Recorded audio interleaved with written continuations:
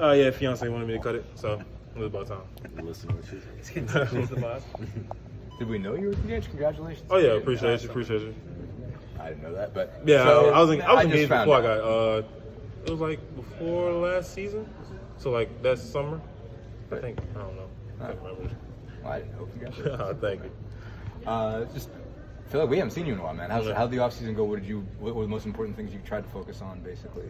Off season's been great. You know, it's pretty much the whole focus was just getting better in every aspect, body wise, in the weight room, on the court. Up to like 243 now, so I've been putting on the pounds, and then obviously just expanding my game offensively and defensively on the court. What made that important? Just to put weight on, just what made that a critical piece? It was more of an experimental thing, just to see like how much my body can handle and if I can still put out that same performance at that weight. And I guess to say experiment went well. So, I mean, that was pretty much it. It was like no set like weight that we wanted to get to. It was just more of like, let's just see how much my body can handle. What's been the value of it so far? I mean, I guess it sounds like you're saying you haven't lost any explosiveness. Basically, how are you carrying it, and how has it helped you? Pretty much it's just being more strong on the court. You know, I mean, a lot, like I said, more explosive.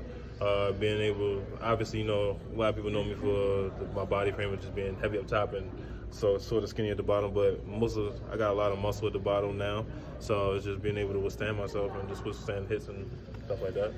Any specific skills you tried to improve this summer?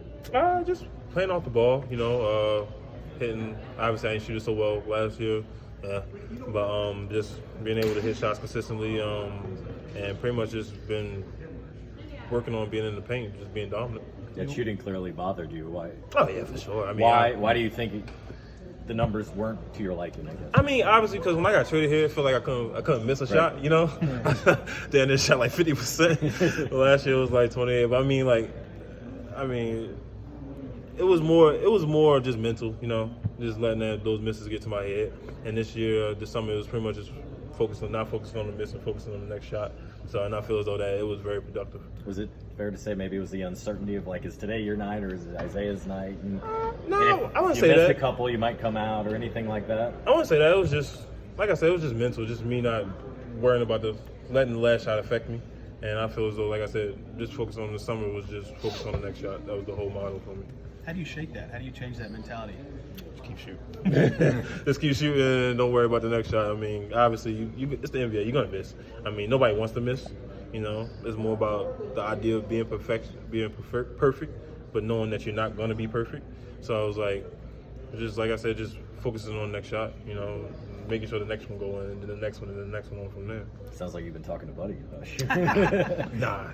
Buddy is an insane shooter. You can't compare to Buddy at all.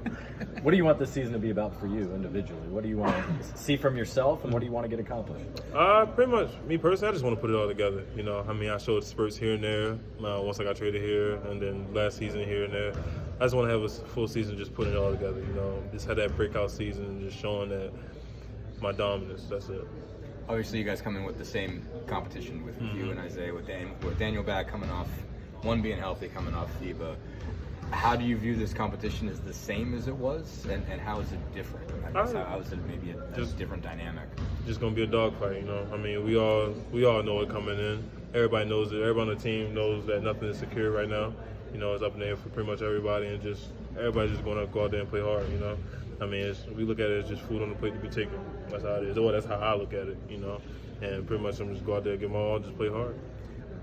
How's that dynamic overall? I mean, like I was just asking about you guys' competition, but just the fact that really the whole team, you know, with the exception of a handful of guys, comes in with their status not 100% certain. You know, everybody's got to fight and battle. What's that been like in even the stuff leading up to this? Your pickups, your Nashville trip. You know, how has that, you know, influenced the way the games are, the pickups are, the workouts are, just the level of competition for minutes? It's been fun. I mean, we all know it's not personal. You know, off the court wise, we all still one of the greatest friends. You know, but I mean, on the court, we know that it's our job. You know, we're fighting to put food on the table for our families. You know, so I mean, at the end of the day, it's more about. I say it's more out of respect of everybody. We know that we got to go hard for each other. We know that we got to fight each other for those minutes, and it's more about just may the best man win at that point. The phrase the break in the front office is you just earn it with the minutes. What will it take for you to earn it? Just just going out there and playing hard.